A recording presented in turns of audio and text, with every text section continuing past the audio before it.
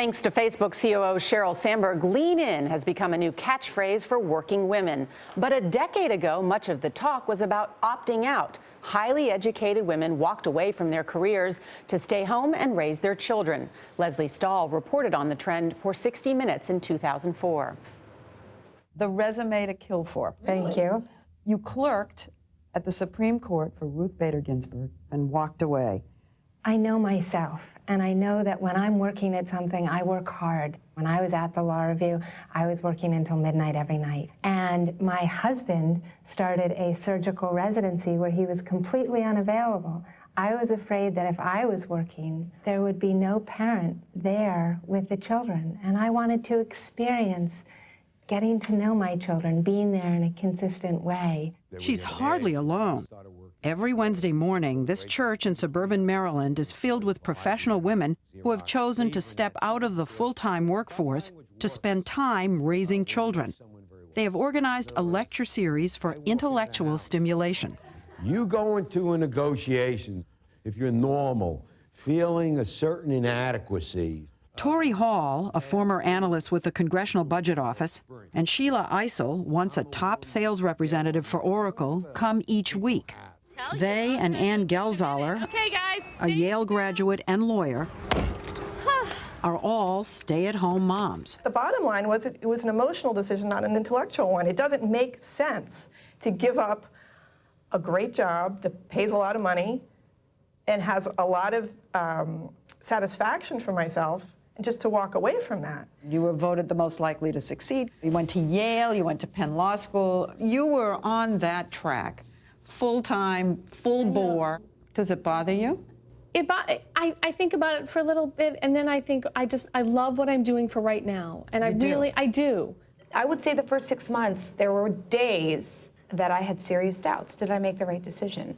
Now, there's like bumps in the road, but I'm very glad that I'm staying at home. But today, many of those women who opted out are going back in. It's the cover story in this Sunday's New York Times Magazine. Lesley Stahl is here, along with Sheilah O'Donnell, whom you saw at the end of that 60 Minutes clip. Also with us, Lisa Belkin, who wrote the original New York Times article that started this discussion 10 years ago. Good morning to all of you. Good morning. It's so great to have you here. Sheilah, let me start with you. You were in that piece. You said that you had made the right decision at the time. Do you regret it? I don't regret it at all. I'm very fortunate that I was able to stay at home. I mean, not many women have that opportunity, so I'm grateful. I probably would have done things a little differently, but I'm glad that I was able to stay at home. And why is now the opt-out generation opting back in? It varies family to family. There's no real one answer for that. I mean, the women I talk to, they could be going through divorce. They looking at their college tuitions that are coming up for their kids. They feel like they need to get back to work to pay for that. The economy, husband's not making as much money as they used to. I think it really varies, and it's very personal. Lesley, I mean, you did this story 10 years ago about mega achievers, all these women with incredible degrees. Huge salaries, and giving that up to stay at home. Why'd you do the piece at the time? I guess I was shocked. My generation, you know, the women's liberation generation, we fought so hard and wouldn't have given up. And I guess I saw it as giving up. You know, I tried very hard not to be judgmental while I was doing it, Sheilah. But it was hard. I wanted these women to find a way to enjoy both, because the other thing is that these women were the country's potential leaders. They were the ones that were going to be the congressmen and the businesswomen that we complain are not being promoted. It's a huge swath of our smart, well-educated, accomplished women opting out at the time. It was distressing to me. And Lisa, you were at the forefront of this debate. You're still involved in it too. And what's so fascinating now is that for feminists of Sheilah's generation, having it all meant having the choice to stay home, right? It's generational. So that's what the response to the original opt-out story was. Lesley's generation was appalled, I mean, because they were the warriors, and they would never have thought of stopping or pausing, and it would have been a disservice to the sisterhood.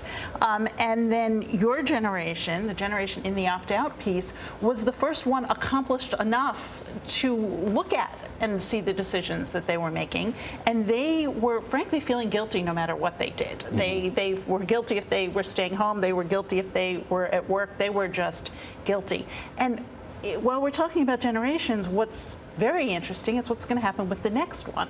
So while we're looking at the effects of your choices, we're also now seeing how the people who came after are saying, I don't want that. I want a completely different work-life setup from the start. This is what strikes me here as I read all this and listen to this, and I've been through a lot of it myself, is what's going on here is this constant quest for balance.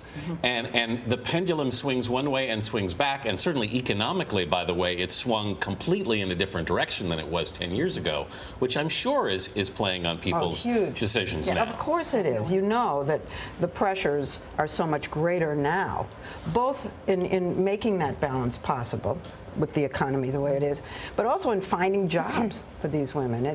That's really the thing. If you want to go back, and I think most of the women I spoke to thought they'd go back. Getting a job when you've been out for 5, 10 years is horrendous, very difficult. The economy is also a huge factor, but I also think there's a question about confidence and self-identity. And Sheilah, I was struck you were making $500,000 a year at Oracle. You opted to stay home and raise your 3 children. You're now back at work. When you say when you were at home, though, in this piece in the New York Times, that you lacked an independent work identity, that your self-confidence plummeted. You said, I felt like a loser. Why? I mean, it sounded, well, there was all timing, too, when this interview took place over a year, and it was a very tumultuous year. But I think, in general, I live in an environment where there's a lot of successful people, and your identity in the D.C. metro area, your identity is very closely tied to what you've done. And I started working when I was 15 years old, and that was a huge part of my identity from the get-go. From the moment I started working, and in a professional sense, I always, had a strong work ethic, and that was just who I was. So when I decided to stay at home, I think, that you don't see that day-to-day affirmation, or even month-to-month affirmation that what you're doing is that you get in the workforce, and that you have goals, you set them, and they're achieved, and you can move on. But Lesley, when you did this piece, as you note, you had some personal opinions certainly at the time. You also have said and told me that you could have predicted this. Why? Well, because I thought the women, so intelligent, would get unhappy. And I think that I've seen that. We've gone back and found 4 of the women who are in my piece. We had 6. And 2 have gone back to work and 2 haven't, full-time. And they're all looking, I think, for work where there's some idealism to the work that they look for. Right. Because I think if you say, I have kids and I'm just going to make money, why am I leaving my kids for that? Right. But if you can say, I'm leaving my kids and I'm going to do something for society, it makes it easier. Well, thanks. Endlessly interesting. Endlessly interesting. And thanks to all of you for being here this morning. Thank you very much. Thank you.